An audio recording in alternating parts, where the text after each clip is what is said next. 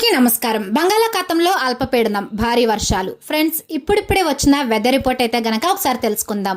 వీడియోనైతే పూర్తిగా చూడండి, అలాగే ఒక లైక్ ఇవ్వడం మర్చిపోకండి. మరిన్ని అప్డేట్స్ కోసం ఛానల్ని సబ్స్క్రైబ్ చేసుకోండి. ఇక వివరాల్లోకి అయితే వెళ్ళిపోదాం.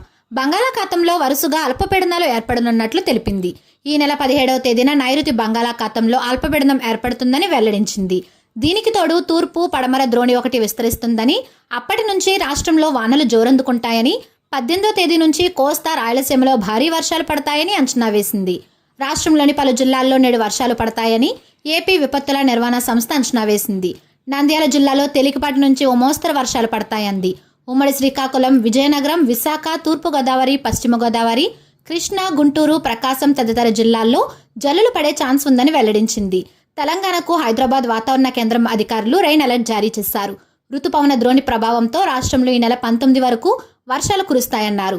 చాలా ప్రాంతాల్లో తేలికపాటి నుంచి ఓ మోస్తరు వర్షాలు కురిసే అవకాశం ఉందని తెలిపారు. భారీ వర్షాలకు మాత్రం అవకాశం ఉండకపోవచ్చునని అన్నారు.